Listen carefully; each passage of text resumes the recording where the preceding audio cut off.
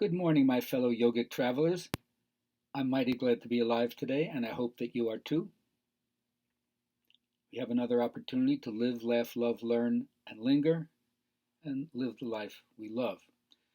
So, we're finishing this week with my tribute to Abraham, that group entity that's channeled through Esther Hicks.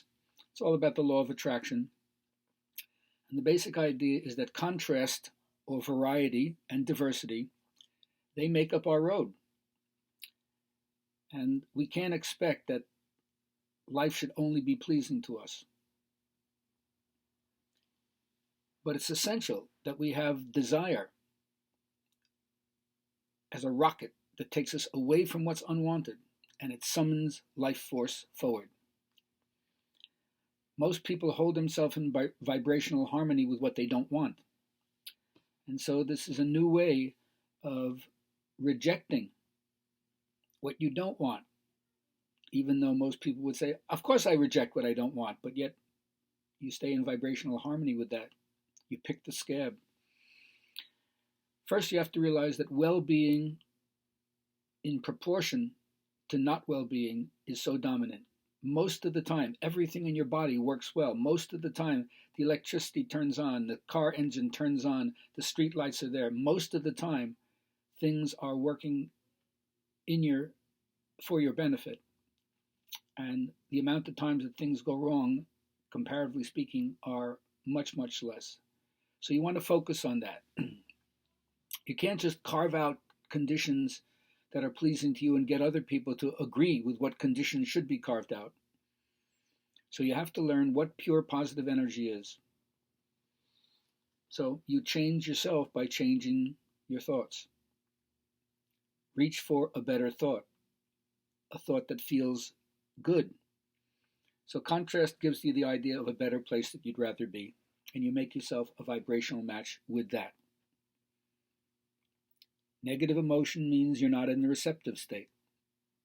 You're not in the receiving mode of what you want. It's like wanting to tune to a certain radio station, but you have it on a different channel. You can't hear what's happening on 105.3 if your tuner is on 98.7. So you have to adjust the frequency, or as they say in this particular tradition, allow it in. Let it in. Don't resist. And then when you don't resist, you realize you don't have to work so hard at what is important to you. You're going to be successful in whatever's important to you. So where are you putting your energy? Because remember, whatever you choose to put your energy into, the law of attraction will help it be more. So for instance, when you begin a business, you usually have a lot of enthusiasm. And that enthusiasm is like a magnet. It draws positive energy to you. But often in life, things hit a snag, or you get a low point, or there's a little bump in the road, and all of a sudden, your emotional energy turns negative, and then you're afraid, and you start projecting all the bad things, all the catastrophic things. What will happen if? And of course, then you become receptive to what's unwanted. So you have to learn how to shift your attention. You don't pretend that those things don't exist, but it's like a well-stocked kitchen. You don't use all of the spices there. Or in a buffet, you don't eat everything that's there. You just choose what you want. So, formulate new desires. Recognize how contrast and variety and diversity serves you to summon forth life force. And if you don't like the way it is, change it. Like a sculptor, you're molding the clay, and if it's not right, you take it all down and you start again. So smooth it over in your life by thinking positively.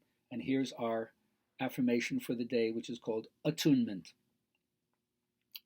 Contrast serves me to clarify and summon what I really want. Whatever I give my attention to, the law of attraction helps it to be more in my life. I allow in the benefits I asked for. I set my inner tuner to the frequency I want to receive. Whatever I want to know comes to me easily, whenever I want to know it, and I succeed in whatever is important to me. Go thou and do likewise.